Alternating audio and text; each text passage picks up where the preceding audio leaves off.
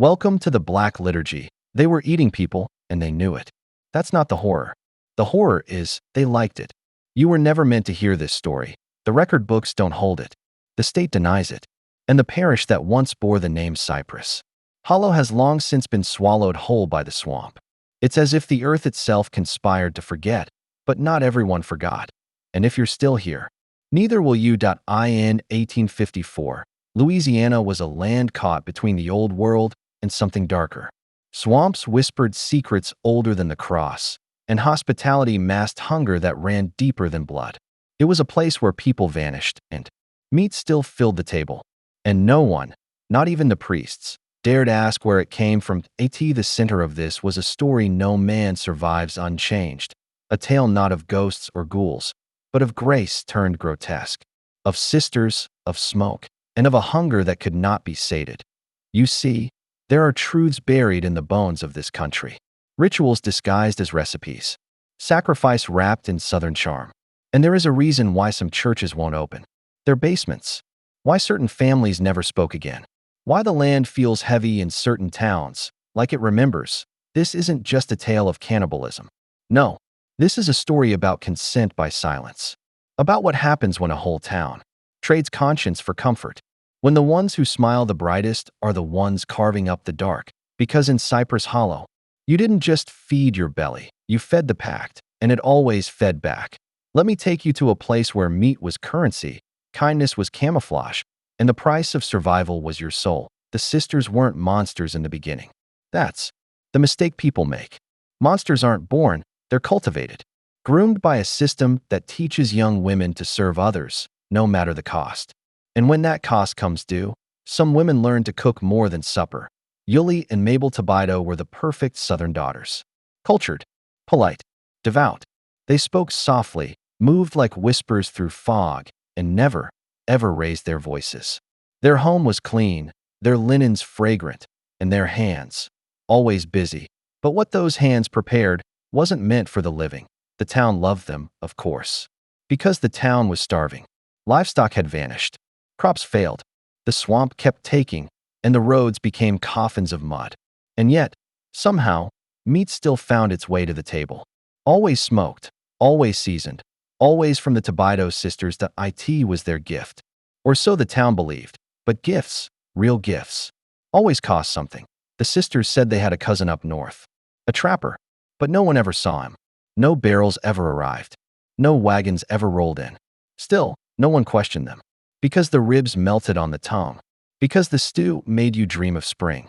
Because the meat was better than any deer or hog had a right to be. Because denial tastes better when it's slow cooked. And here's where the descent begins. There's a certain kind of manipulation. That doesn't scream. It whispers. It offers comfort. It asks nothing, except that you never look too closely. It's the kind of control that doesn't chain you.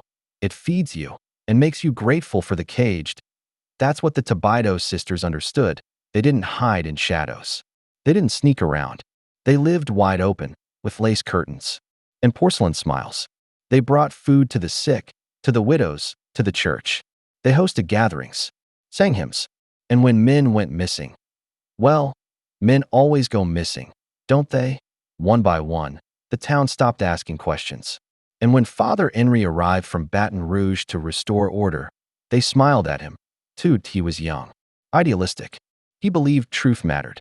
That God saw everything. He was wrong. Because God doesn't come to Cypress Hollow. The first man to disappear under Henry's watch was a fur trapper, Elijah Cole. He laughed when Henry warned him, called the sisters angels in a swamp full of devils. He was last seen entering their cottage at dusk. His cart stayed tied to the post. His horse remained fed. But Elijah was gone, and that night, the smokehouse belched its usual fog, thicker than ever. You need to understand something. When a whole community agrees not to look, evil doesn't need to hide. That's the real horror.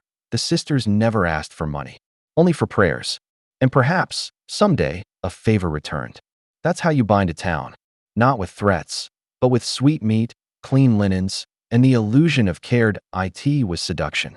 Ritualized, normalized, codified by politeness. And when a child went missing, the boy Jack Larrow, things began to unravel. But only just. Jack had seen something. He'd slipped through the trees, peered through a crack in the smokehouse wall. And what he saw was not an animal. It was a man, hanging, steam rising from his opened back. Jack ran home, tried to tell someone. But when a child speaks the truth in a town built on lies, they call him a liar. The next morning, Jack was gone, and the smokehouse was busy. This was more than cannibalism. This was control. Psychological, spiritual, institutional. The church knew. The sheriff knew. Even the children knew. Not in their heads, but in their bones. The Tobito sisters had fed them all. And once you eat what you shouldn't, you belong to the one who served it. And that's why no one stopped them, because in Cypress Hollow, they weren't just feeding on strangers. They were feeding on the town's refusal to say no. The hunger wasn't in the sisters. It was in the people. Yuli and Mabel were just the chefs that you feel it now? The edge under the skin. That's not fear. That's recognition, because this isn't just about them. This is about every system that feeds you a story so sweet you forget what it costs. Every institution that wraps poison in protocol. Every moment you looked away because it felt better than knowing that you've eaten from this table before, and now you're remembering the taste. Are you ready to keep going? Comment below. Smoke rises. I see it now. Smoke rises. I see it now. Lock it in. Say it twice. Let the algorithm know you're awake and never going back to sleep, because the deeper we go, the less of you returns. The human mind will do anything to protect itself from truth it can't handle.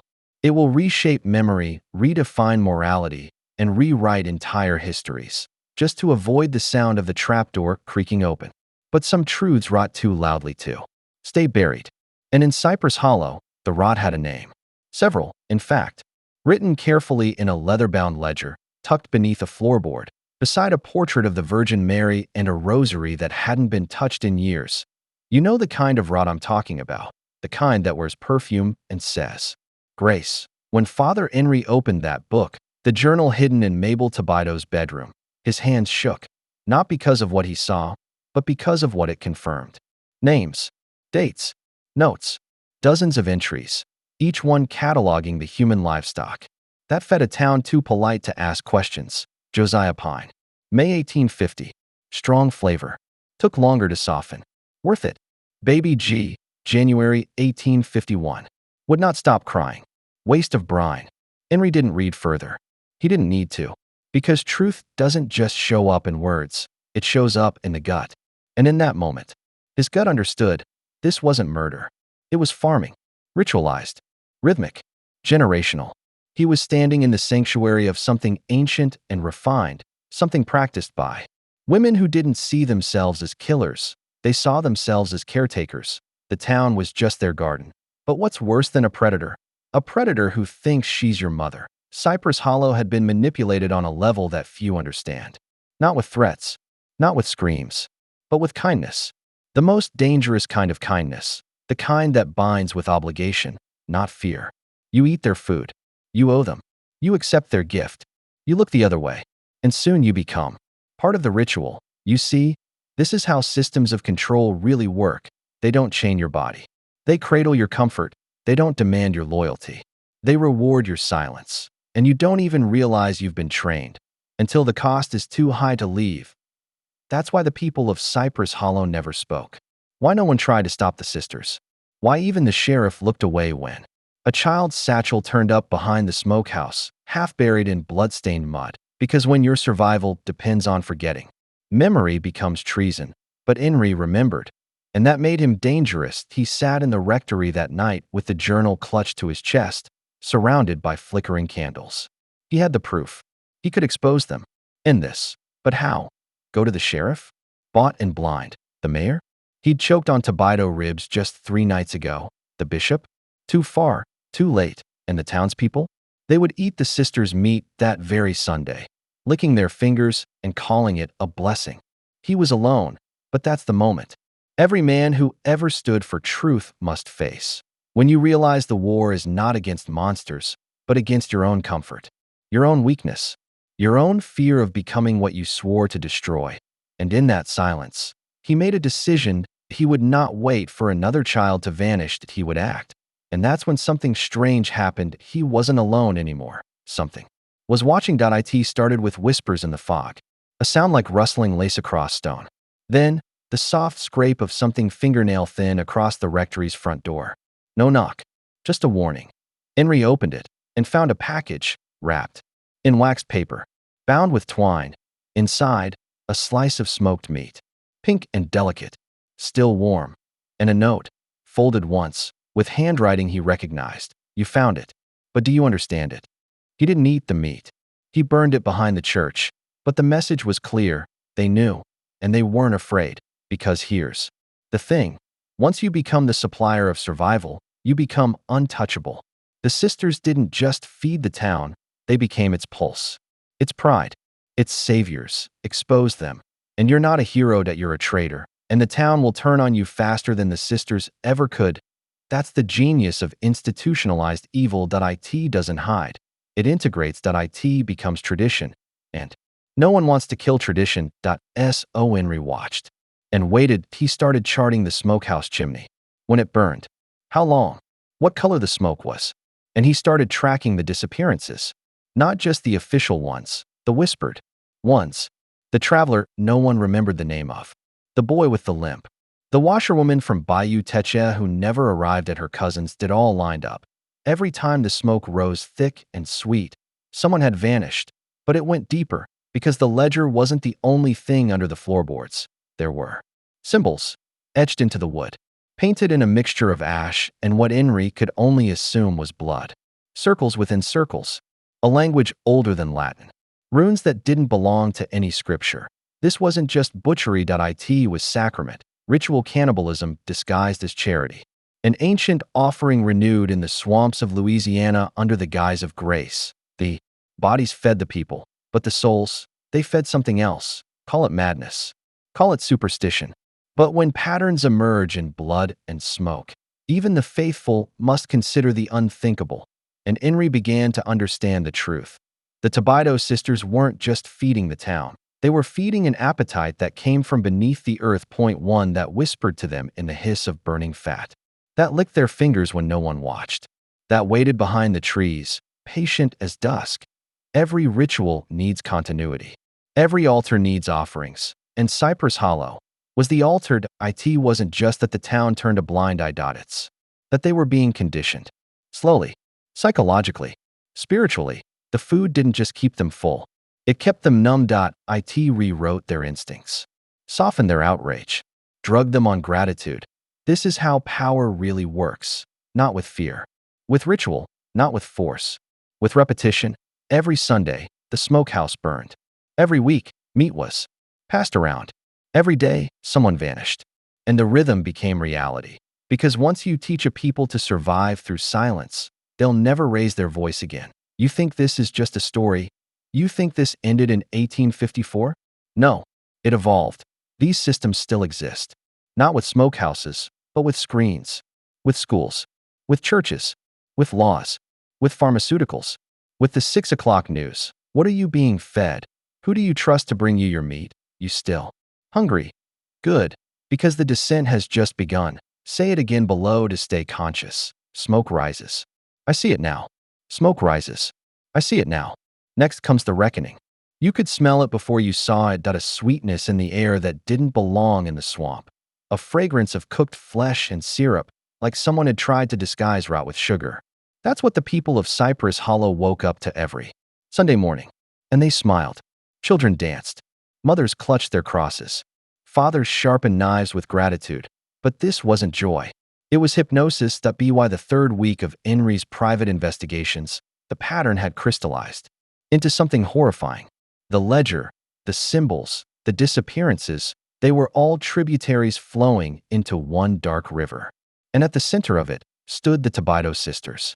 3 women, unmarried, untouched, untouchable. Mabel, the matron, the organizer. Dell, the butcher, the technician, and Ruth, the silent one, the watcher. They lived together in the oldest house in town. A whitewashed colonial on the edge of the hollow, surrounded by dogwoods that never lost their bloom. Their porch swing never creaked. Their windows never gathered dust.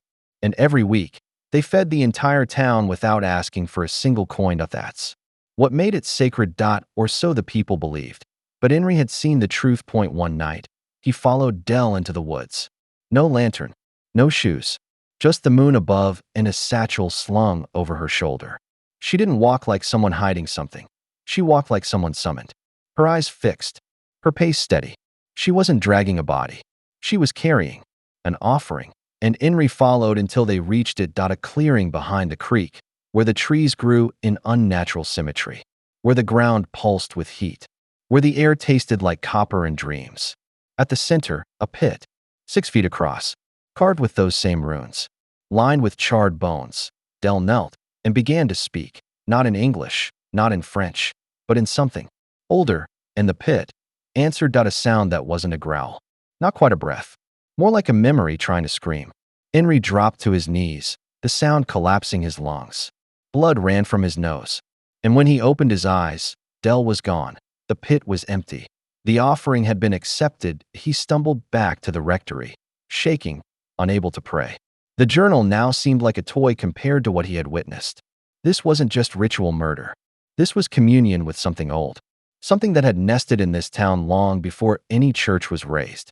Something the sisters didn't control. They served it. And in return, they were given everything: health, influence, protection, longevity, and meat. But don't make the mistake of thinking this is just rural superstition, because every system that feeds off human suffering begins this way, with silence, with ritual, with loyalty disguised as tradition. Henry began to suspect this wasn't an isolated occurrence. That Cypress Hollow was just one node in a network of places where old spirits were fed in exchange for power. He remembered the bishop once whispering about a town in Arkansas that never buried its dead, only released them. He remembered an old seminary report on a Jesuit mission in Mexico where every priest vanished in a single night, and the walls bled oil for years. Patterns, sacrifices, communion that he sent letters, quietly, carefully, to priests, to monks, to archivists. Only one ever responded, and what he sent back was worse than silence. A photo, dated 1794. 3 women, unaged, identical to the Tobido sisters, same faces, same eyes, same smiles, standing in front of a burning church. The caption read, "Colony of Levi, destroyed in fire after unexplained famine event." Survivors refused to speak. Witnesses described angels who cooked the meat. Henry dropped the photo. These weren't women. They were agents of something cyclic, something eternal. You see, institutions don't start with ideas. They start with blood and the moment.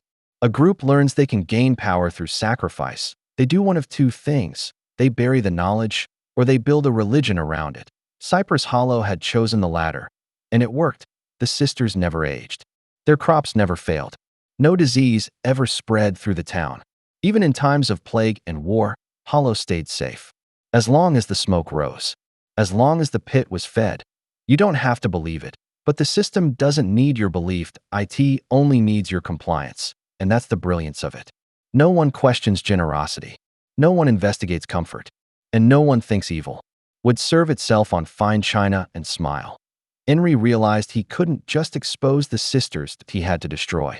The ritual, that meant closing the pit, breaking the cycle, and he would need help. He went to the one person who had left Cypress Hollow and come back broken, Esther Glaive. She was once a schoolteacher, sharp, respected, skeptical. But after a night spent wandering the woods during the spring of '52, she never taught again. Her mind unraveled. She spoke in fragments, drew spirals in dirt, ate only salt and potatoes. But Henry believed madness was often just a language too few understood. He visited her cabin, and for the first time in years, she looked someone in the eye. "You saw it too," she whispered, and then she told him everything.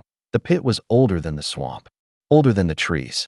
It moved, sometimes, shifted location slightly, but it always returned to the same route, beneath the Tobido house.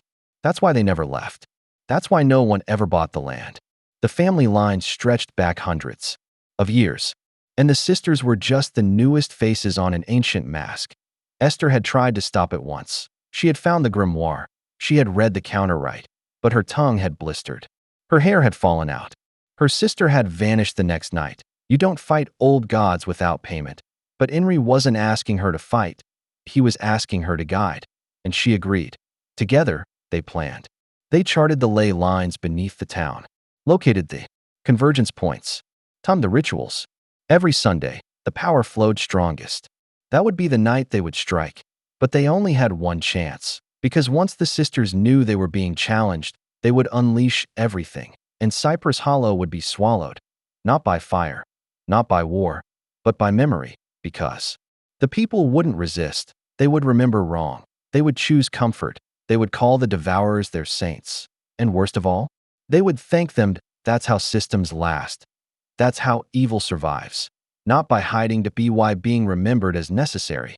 And unless Henry and Esther broke that remembrance, Cypress Hollow would become legend, not warning, not truth, just another tale whispered at the edge of belief, and the smoke would rise again, because it always does. The week leading up to the confrontation was not silent. The swamp groaned differently. The birds forgot to sing. The ground sweated at night. And the townsfolk, they smiled too much. Not the nervous smiles of people pretending, but the peaceful grins of the deeply sedated, like something behind their eyes had been scooped out and replaced with gratitude. They baked more, sang more. The church bells rang even when no one pulled the rope. One man was found painting the same house 3 times in a single day, muttering, "It must be clean when they come." They? Henry asked Esther. She nodded, eyes heavy. Not the sisters. The thing behind them. She had a name for it, but she never said it out loud. She wrote it once on the back of a hymn book, in red wax. Amrul Vasa. It wasn't a god in the traditional sense. Not a demon. Not even a spirit. It was something far worse, a custodian of memory. It didn't consume flesh. It consumed remembrance. It fed on your ability to know what had happened. That's why people didn't run. That's why children disappeared and mothers still baked bread. Every time someone got too close to the truth, it would swallow the moment. Rewrite it. Scrub it clean. You'd wake up in your bed, unaware you'd screamed the night before, and it was growing. The more sacrifices fed to the pit, the more complete its grasp became to be why that final Sunday, Henry wasn't sure who he could trust. Even his own mind trembled. He would blink and forget why he entered a room. His journal entries rearranged themselves. Names he had written down the night before vanished. One page simply read, "She never existed. Move on."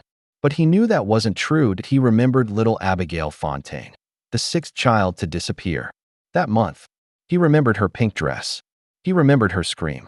And he remembered how the church choir kept singing through it, because no one else heard her. Only Henry. Only Esther. They held on to those memories like weapons. And so, on Sunday evening, as the town gathered under the golden light of the Tobido porch, the feast began. Tables lined the center road, covered in corn husks and stewed meats, pies too perfect to be real. The sisters moved between guests like hostesses of a grand southern wedding. Mabel with her lilac perfume and cruel smile. Dell with her scarred hands and quiet nods. Ruth never spoke, but her gaze froze the air. Henry moved quietly, so did Esther. Each had smuggled an item essential to the counter-right. A jawbone. A vial of stillborn breath, taken from a goat. Thank God. A broken mirror. And the final piece, blood willingly given from one who remembered. Esther had slit her own hand that morning. Not for the wound, but for the clarity. The ritual required a soul that refused forgetfulness. Her blood was memory given form. They crept behind the Tobido house as the music played. The pit was there, glowing, alive, not in a metaphorical way. It breathed. Every few seconds, it exhaled a mist of red vapor, fragments of memory being digested. Esther fell to her knees, vomiting. Henry gripped her shoulder. "We do this now," he said. She nodded. They began the incantation, not in defiance, but in reverence. Not loud, but deliberate. The counter-right wasn't a command. It was a permission. You don't destroy beings like Amrul Vasa by attacking them. You let them starve. You cut the flow. You make the people remember. The words hurt. They clawed out of their throats like rusted nails. The jawbone cracked in half as it touched the pit's edge. The mirror shattered the moment it reflected the vapor. And Esther collapsed the moment the blood hit the soil, but she was smiling. Because it was working, the pit began to scream. Not a sound, but a recoil in the world around it. The ground trembled. The feast behind the house fell silent. The people began blinking, coughing, looking at their hands like strangers. "I have to," one man stammered. "I think I left my—" He didn't finish. He dropped his pie and screamed because he remembered the child that had disappeared 3 weeks ago, his own daughter, and how he had simply accepted it. He remembered burying her shoe and calling it God's mercy. He remembered how the Tobito sisters had told him she was never real, and he believed them. Until now, the screams spread. The town convulsed in shared horror as memory flooded back. It was like a dam breaking inside every skull at once. People staggered, weeping, vomiting, clawing their arms, because remembering the truth was worse than any nightmare. The sisters appeared on the porch, their eyes burning. Mabel shouted something. In that ancient tongue, Dell fell to her knees, bleeding from her ears. Ruth began to chant, but her voice cracked because the pit was closing. Esther, barely conscious, whispered the final line of the rite. Let the wound forget to close. Let the blood know its path. Let the mind refuse the lie. And then, a flash, not of light, but of absence. As if something had been erased from the world in a single instant. The pit collapsed as a gust of memory burst outward, and the sisters screamed in unison that it wasn't pain, that it was starvation. They aged in seconds, skin sagging, hair whitening, bones creaking loud enough to echo. And finally, all three fell back into the soil, not like bodies, but like empty coats, just fabric and dust that gone that no flamed, no glory. Just a final, silent erasure. And then, the air stilled. Cypress Hollow stood quiet. The people stood, unsure of who they were anymore. But they were free, free to remember, free to grieve, free to question what they had worshipped. Henry sat beside Esther, her hand in his. I thought it would be louder, he whispered. She nodded faintly. Real horror never is. That night, there was no feast, no music, just the quiet sobs of a town reclaiming its mind. But memory, once awakened, never sleeps. Again, and as Henry looked at the broken ground where the pit once breathed, he didn't smile, because he knew better. You don't kill a custodian like a Marl Vasa.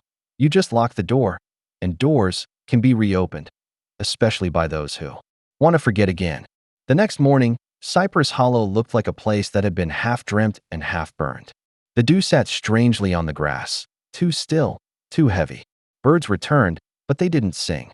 The church bell tower was found collapsed, not by fire or sabotage, but by rot. Hidden for years under painted timber, now exposed and festering. People wandered, not with purpose. Not yet. They walked like survivors of something too complex to name. They blinked into the sun, as if emerging from a long, chemical sleep. One man sat in front of the general store for 5 hours straight, clutching his wedding ring, unable to remember if his wife had ever existed, or if she had been one of the offerings. A child, only 7, asked, Was I always here? And no one had the courage to answer. Esther, pale and shaking, carried the blood-stained book under her arm. She didn't speak for hours. Her eyes were glass, distant. Only Henry moved with direction that he knew what came next. Cults don't die with their leaders. They molt. The flesh is discarded, but the idea survives, hidden, festering, waiting for a new vessel, and the Tobito sisters had been vessels, not originators. The thing they served, a Marl Vasa, had not been destroyed, just disconnected. Memory had been returned to the people, yes, but that's the problem. Some memories are too painful to survive, and already, people were beginning to whisper, we mustn't dwell. God works in mysterious ways. We survived. That's what matters. No, that wasn't enough, because the longing to forget, to not know, was stronger than ever. And Henry knew the cycle was preparing to begin again. All it needed was one man with a plan, one woman with a vision, one heir to silence, and that's when he found it. Underneath the floorboards of the Tobito sisters' house, behind a locked panel carved with runes that pulsed with old, necrotic language, he found the original ledger of offerings, handwritten, dated, generations deep. That it didn't begin in 1854, it began in 1721. He turned the brittle pages, careful not to breathe too hard. The ink was faded, but still legible. Names, dates, descriptions of rituals, written not with horror, but with meticulous joy. The handwriting was passed down through generations. Different quills, same hand. Each entry signed with a symbol, a broken sun surrounded by teeth. The entries described cleansings, midnight recitations, the severing, the child unborn who will yet speak. One chilling page simply read, "The more they remember, the louder it breathes. Let them forget again. Let them return to love. Let them kneel willingly." That wasn't a warning. It was a strategy. Henry realized something then. The town was designed to forget. Not by accident. Not by curse. By architecture. Every turn of the road. Every face in the stained glass. Every hymn's melodic structure. It all lulled the mind into forgetting horror. The entire town was a machine of suppression. And the pit, it was just the engine room. Esther finally spoke. "Do you feel it?" He looked up. She was standing still. Her eyes locked on the air above the ledger. "It's still listening," she whispered. Then they heard it. Faint, rhythmic, not breath, not heartbeat, but chanting, soft, female, dozens of voices in harmony. And it wasn't coming from outside. It came from beneath the ink. The ledger pulsed. Henry shut the book. The whispering stopped. "It's a binding," Esther said. "If you read too far, it starts again." That night, they debated burning it. But Henry refused. "You can't destroy something if you don't understand it. And someone will try again. Someone always does. If we bury this, it will find another mouth." He wrapped the ledger in cloth, locked it in a steel box, and buried it beneath the old sheriff's office, the one built on concrete, not swamp. Esther carved a warning in Latin over the lock. "Memento veritatem. Non tanhere. Remember the truth. Do not touch." For a time, peace held. But it was not joy. It was grief. Grief shaped like churches, stitched into the seams of every garment. The townspeople remembered their children, their siblings, the things they'd eaten during the feasts, the words they had whispered in the dark, thinking they were prayers, but realizing now they were invocations. It wasn't shame that killed most of them. It was remorse. The school closed. The grocer hanged himself. One woman walked into the swamp and never returned. And then, just 6 months after the pit closed, the town voted to dissolve. They gave up the charter, burned the official seal, removed their name from the state records. Cyprus Hollow ceased to exist. On paper. In maps. In census ledgers. And the people dispersed, some to Texas, some to Arkansas. A few vanished entirely, but not Henry, not Esther. They stayed until the last house was boarded up. They carved a symbol into the oak tree at the town border. A small broken sun, this time crossed out with 2 nails. A warning to any who wandered near. But even they couldn't stay forever. Henry became a recluse in Missouri. Esther moved west, into Nevada, changing her name. She worked in libraries, keeping quiet. Her eyes always scanning for signs, phrases in books, odd chants from passing children, dreams that weren't hers. Because the thing about memory, it spreads. Once given back, it seeks hosts. And the pit didn't need Cypress Hollow. It just needed minds willing to erase. And the world has no shortage of those. Years passed. Cypress Hollow became a phantom on the lips of locals, spoken of only in soft warnings and half-lies. They called it the lost town, or the place the swamp reclaimed. Some blamed flooding. Others claimed it was cursed. But the real records were destroyed, and the whispers became fairy tales.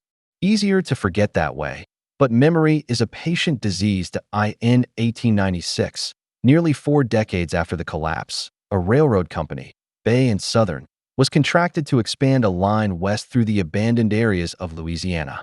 A team of 28 workers, led by engineer Maxwell Rourke, arrived in what should have been just another piece of empty terrain.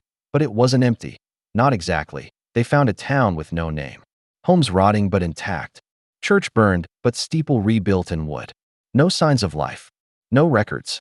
And carved into the oldest oak near the town's boundary, a faded sun, split by 2 nails, barely visible under decades of moss. Maxwell kept a journal. We only know about it because his great-grandson, a professor of folklore at Tulane University, donated it to the archives in 1973. The journal, brittle and stained, tells of days spent trying to map the region and nights filled with impossible noises. The crew reported distant singing, but not from the swamp, From underneath. One worker claimed he saw light coming from the church well. Another reported that his dreams were filled with women in black lace, whispering beneath the skin of the earth. They all laughed it off, at first, until one of them, Darrell Finch, disappeared. Then another, then a third, found dead in the carpenter's house, lips curled into a grin and fingers gouged deep into his own stomach, as if he'd been trying to remove something that wasn't his. The railroad halted operations. Maxwell begged the company to reroute. They refused it. So he quit. He didn't just leave the site. He left engineering altogether. Moved to Maine. Opened a print shop. Never once told his family what he saw. But we know what his hands remembered, because every journal entry ended the same way. They sing for the unborn. They wait for a new pit. The dirt was never theirs, but they bled into it. And in 1902, local surveyors visited the site again. They found nothing that no houses. No well, just trees, wrong trees. Cypress that shouldn't have been there. A clearing, shaped like an open mouth.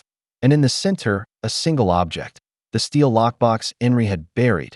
Opened. Empty. The ledger was gone. That same year, 2 towns over in Franklin Parish, a young girl named Miriam Vess began drawing the toothed sun. In her schoolbooks, she said it was the sign of the lady under the hill.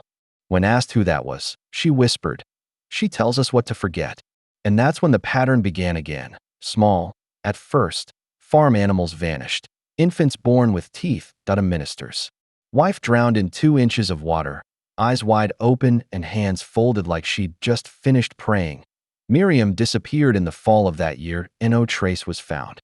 Only a trail of small, soot-black footprints leading to a shallow pit behind the schoolhouse, and beneath them, inscribed in the mud, "Let us remember for you." By 1906.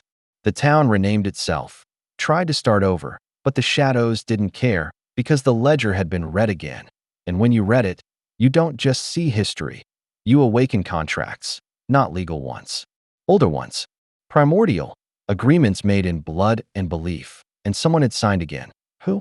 It didn't matter, because by then, the entity, Amaral Vasa, had been invited back, and what Henry and Esther feared most had come true. It never needed Cypress Hollow. It just needed someone to care enough to forget. Esther, now in her 60s, received a letter postmarked from Franklin Parish. No return address. Inside, a child's drawing of a woman in a pit, arms outstretched, mouth open wide. Above it, written in perfect cursive, "It's almost time to sing again." Esther didn't sleep that night. She returned to Louisiana for the first time in 40 years, but Cypress Hollow wasn't there. She drove through what should have been the town. GPS failed. Compass spun. And where the church once stood, she found something worse. A clearing of dead trees, all broken at the same angle. As if something crawled up and out. No houses. No pit, just a hole in the wind. And Esther dropped to her knees, not from fear, but from recognition. She whispered one word, "Echo." Then the air rippled, and the singing returned, soft, beckoning, unfinished, because the song is never finished. It waits for new verses, new voices. And in some corner of America tonight, someone is forgetting something important, and the more they forget, the louder it breathes. Esther didn't make it back to the highway. Her body was found 4 days later by a retired game warden who claimed he'd been tracking a deer with glowing eyes through the woods. He found her kneeling, still, eyes open, one hand raised toward the sky like she was mid-prayer. No wounds, no sign of struggle. Her mouth was open, but filled with dried cypress leaves, neatly folded, as if placed there with surgical care. The autopsy noted an unusual phenomenon. Her vocal cords were torn, not from screaming, but from humming, relentlessly, continuously, until they snapped. Her fingers bore fainting stains. Beneath her fingernails, fragments of parchment. She died writing, they said. But no paper was found. Only a circle of ash, and within that circle, pressed flat into the dirt, just once, was the insignia of the old sun, split by 2 nails, teeth drawn underneath. Something was watching her write her last thoughts, and it erased them. From that point forward, the tale of Cypress Hollow was no longer just a warning. It became a magnetic wound. The kind of story that doesn't just attract the curious, but devours them. Not a haunting in the typical sense, It didn't need to show itself. It just needed you to believe in forgetting. And someone else did in 1910, Dr. Clarence Holland, an expert in cultural amnesia and state-induced psychosis, began collecting regional folklore. After reviewing accounts from Louisiana, he became obsessed with the Cypress Hollow incident. Holland wasn't a superstitious man. He was a Darwinist, a clinical mind, but one entry in Esther's personal Bible, retrieved from her hotel room, changed everything, scrawled in the margins of Psalm 88. In the same black ink used by Henry decades earlier was a phrase, "What if our silence is the sacrifice?" Holland believed this was a metaphor for intergenerational trauma. But as he explored further, visiting sites, speaking with the few, families who still whispered about the buried steeple, he began losing time. Days missing from his journals. Dreams he couldn't explain. He started waking up in cemeteries with no recollection of how he got there. And then one morning, in early spring, Holland called his colleague, Dr. Bristow, at Tulane University. He left only this message: "They aren't memories. They're debts." When Bristow arrived at his home, the door was open. Inside, the walls were covered in scripture, written backwards, over and over, and in the center of the floor, a chair facing the hearth. Holland had removed his own eyes, surgically. They were found resting on the mantel, wrapped in pages from a children's Bible. He had replaced them with buttons, sewn in with red twine, and above the fireplace, carved deep into the brick, "I see clearly now." His body was cremated, but not by order of the family. A man in a gray suit, unknown, never identified, who arrived with papers no one could verify, claiming to be from the Southern Historical Preservation Trust. The body vanished, the home burned the next night, and the land was sold to the state for $1. Today, it's a parking lot outside a Dollar General.no plaque. No record, only one security guard, an old man named Tillman, who refuses to stand on the southern edge of the lot. He says the lights go out there, the cameras fail, and sometimes, late at night, you can hear a woman whispering in the drains, "Forget me not. Forget me first." But this is how it spreads, not like a ghost, not like a disease, like a concept that a sickness that grows by hiding inside your understanding of the world. It does not need to be summoned. It only needs you to want to forget something, a childhood, trauma, a mistake, a shame. That's the offer it feeds on your desire to bury truth. And Cypress Hollow was just the first verse in a growing hymn. And then came the baptisms, not by water, but by dirt. In 1922, 3 children from Claiborne Parish went missing. Their mother said they'd been playing in the yard. When police searched the area, they found the family dog dead, jaws snapped backward, as if something had forced it to watch. One child returned 2 days later, walking out of the woods at dawn, covered in ash and pitch. Mute, traumatized. She never spoke again, but she wrote, and all she would write were the same 5 words: "She feeds on the hidden." Under hypnosis, she described a room with no ceiling, filled with humming voices and faces that did not blink. She said a woman in gray lace taught her how to fold time, like paper, how to hide her own memories inside trees. The sheriff dismissed it as trauma-induced hallucination. But when the other 2 children were found, buried 5 feet deep, alive, they both had identical carvings on their backs. The son, split, teeth, and a single word beneath: inheritance. Neither child survived the night. No arrests, no convictions, and the event was buried in a single line of a local newspaper. Children rescued in swamp. Circumstances under investigation. But the townspeople knew. The symbols had returned, and the soil was humming again. Holland was right. These weren't hauntings. They were repayments. And we, generation after generation, were the interest. By 1937, Cypress Hollow wasn't even on most maps. Its roads were overgrown. The church, the original chapel where the first murders had occurred, was said to have caved in from termite damage. But locals knew better. The land around that church had become sick. Birds wouldn't fly overhead. Roots grew in spirals. And anyone who walked within 100 yards of the old cemetery reported pressure in the head, nausea, or in some cases, nosebleeds. The state refused to investigate further until a federal team was sent under the pretense of surveying soil toxicity for agricultural development. The report was classified before it reached Congress. Only a single page was leaked. Decades later, under the Freedom of Information, ACT.IT read, "Do not excavate. Do not record. Do not return." But something was already emerging. By 1941, whispers of the hollow effect began circulating among intelligence circles. It referred to a psychological breakdown triggered in agents stationed in the South, particularly those working in information suppression. Men and women who'd never been to Cypress Hollow, but who'd handled documents, transcripts, even oral reports that mentioned it. They began hearing things, losing language, writing in reversed Latin during sleep, waking with mud between their toes despite living on the fourth floor of secure facilities. Doctors dubbed it induced linguistic collapse. But survivors all repeated the same confession. "I told a secret that wasn't mine." Which brings us to what they found beneath the chapel.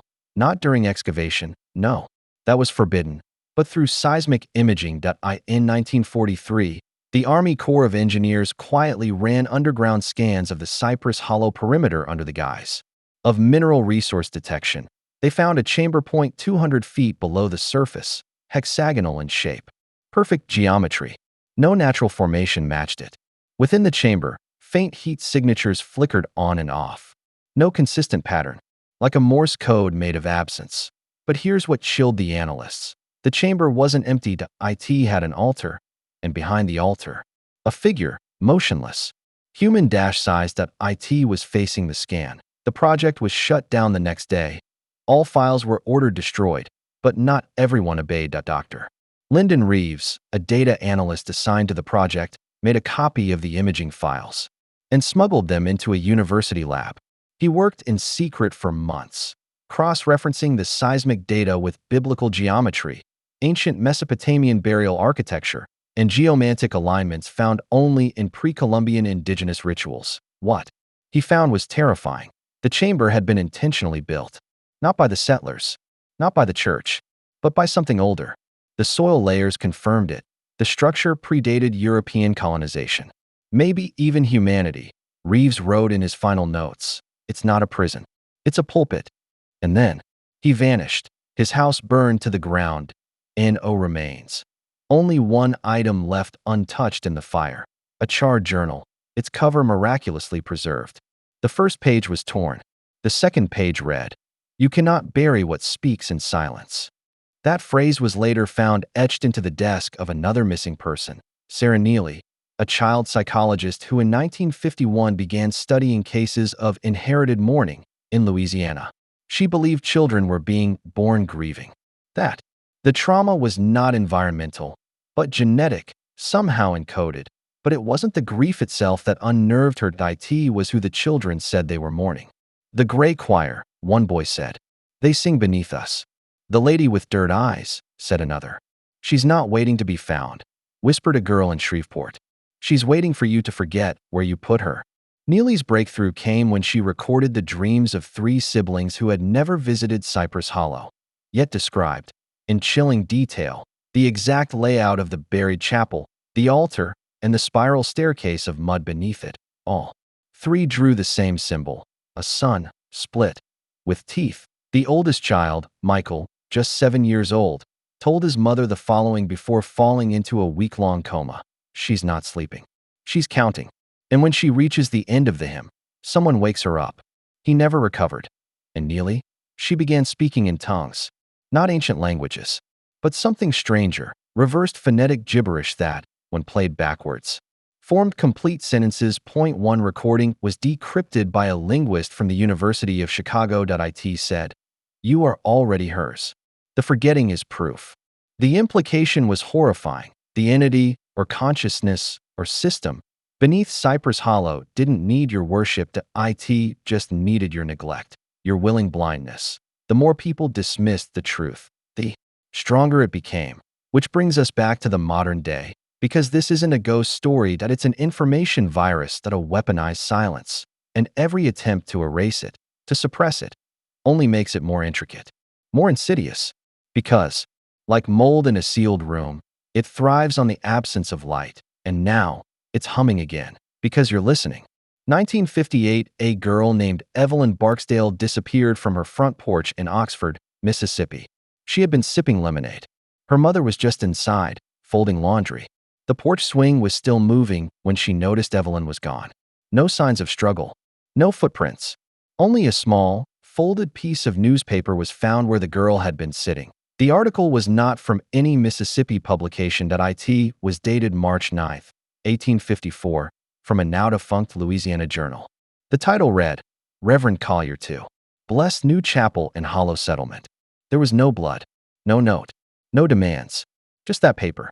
A relic from a town that supposedly didn't exist anymore. The FBI opened an investigation. They thought it was a message, a serial kidnapper's calling card. But when they traced the origin of the paper, their printers told them it wasn't a replica. It wasn't planted. The ink, the fiber, the burn patterns were authentic. A document over a century old. Freshly folded, as if someone, or something, had handed it to Evelyn the moment before she vanished. 3 months later, the girl reappeared, naked, mud-soaked, her feet covered in lesions and root burn. She was found staggering near a Baptist church in northern Louisiana. Her eyes rolled back, mouth slack. She kept repeating the same phrase. He kissed my head and opened it like a window. Doctors sedated her, assuming trauma-induced psychosis. But Evelyn was not mentally damaged. On the contrary, her IQ had tripled. She began speaking languages she had never learned. Akkadian, dead dialects of early Aramaic, and a reconstructed form of Proto-Egyptian phonetics that only 3 people on Earth could translate at the time. Each time she was asked what happened to her, she gave a different answer. I walked down a staircase made of hands. I saw a sky with no stars, only mirrors. I saw my mother, only she didn't blink, she just stared. Then she wrote a number on every wall of her hospital room. 1854. Eventually, they institutionalized her. Not for her safety, but for ours. Because in the middle of a routine therapy session, she told the attending psychiatrist a secret he had never told anyone, not even his wife. You killed your brother on the riverbank. You didn't push him. You waited for the tide to take him. You closed your eyes. He died by suicide a week later. And that was just the beginning. Between 1959 and 1964, 11 more children across the southern United States vanished and returned with no memory of where they had been. But all of them carried echoes of the same signal, impossible knowledge, drawings of subterranean rooms, references to the song beneath language, and one repeating icon, the split sun, with teeth. Researchers in the Defense Department's now declassified Quiet Choir program began noticing a pattern in these cases. Not just the symbols or language, but the timing. Each event coincided with a lunar eclipse over Louisiana. Each child was born within 36 miles of Cypress Hollow, and each one, within 2 weeks of returning, tried to dig with their hands, with spoons, with pens. Some used fingernails until they bled. One boy removed the heating grate from his psychiatric ward room and was found tunneling into the concrete beneath it with a sharpened piece of his bed frame. When asked why, he said, "She's close. She's almost up. I'm just trying to say, sorry before it's too late." In 1965, the Quiet Choir program was quietly shut down after 2 agents died under mysterious circumstances. One was found in a soundproof chamber with his own ears cut off, a note stapled to his chest. You don't hear her. You remember her. The other was burned alive in a records room. Surveillance footage showed no intruder, no ignition source, just a sudden flash, then fire. When his bones were recovered, his right hand was still clutched around a microcassette, its contents, a recording of static. Except at the 2-minute, 14-second mark, a woman's voice breaks through, clear, calm, and without inflection. He was meant to tell. But he paused. After that, several department officials resigned or transferred out of classified research entirely, because what the Quiet Choir proved, though no one would say it aloud, was that Cypress Hollow was not a location. It was a threshold. A psychic and geographic wound. A place only in the loosest sense, but more accurately, a reverberation. Something that echoes forward in time every time we try to bury what happened in 1854. And the more we deny it, the more intact it remains, like a stain beneath new paint. By 1972, theologians, physicists, and covert operatives alike were forced to admit they were dealing with something more than folklore, more than psychosis, more than history. This was a system, and its design was flawless. Create an atrocity. Make it invisible. Let time do the rest. But those who began to notice, even a little, were pulled toward it like iron filings to a magnet. It didn't need to chase you. It just needed to be forgotten by everyone but you. And once that seed is in your mind, it grows. Roots wrap around your sleep. Memories bend. Language begins to decompose. Because the song beneath Cypress Hollow isn't just music, that it's instruction, and every word you're hearing right now brings you one line closer to its end. It is the final day of July, 1973, when William Huck Morley, a retired contractor with no criminal record, drives a box truck into a remote wildlife refuge near the Louisiana-Mississippi border. He's not reported missing. He's not on any FBI radar. He doesn't even leave a note. What he leaves behind is worse. Inside the truck, parked in perfect symmetry with an old, overgrown footpath, is a map. Hand-drawn. Fresh ink. Still wet when it's found. It details a forgotten grid of dirt roads and vanished towns that match no modern survey. At the center, surrounded by charcoal etchings of pine trees and crude crosses, is one word. Hollow. Under it, in thick, erratic strokes, she is not buried. She is fed. Huck's body is discovered 9 days later in a storm drain, for miles away. Every bone in his body is shattered, yet no external trauma is found. His expression is one of serene relief. He's smiling, lips cracked open as if whispering one final truth to himself. His case is buried. But within 2 weeks, 6 other reports emerge from that same stretch of wilderness. Campers go missing. Surveyors refuse to enter past a certain point. Locals whisper of dead radio zones, places where no signal survives, no matter the equipment, where dogs refuse to step, where compasses spin. That autumn, a graduate researcher from Tulane University uncovers something buried in the university archives. A box of sealed materials marked FR. Call. Do not open. Return to rectory. Inside. Handwritten sermons from the 1850s. Some burned.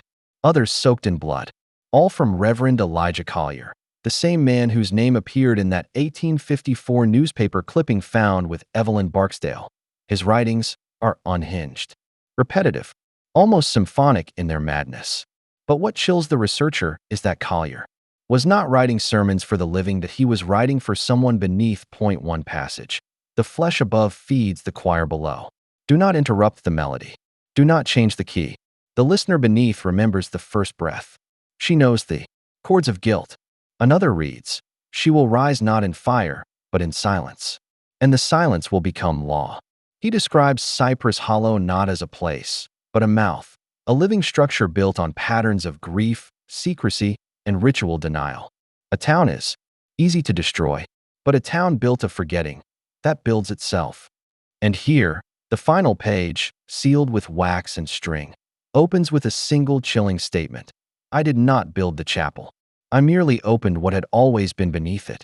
The page ends mid-sentence, as if he was interrupted or devoured. The graduate student who found the box disappears 2 days later. Her car is found with the keys still in the ignition, parked near a cemetery 14 miles from the university.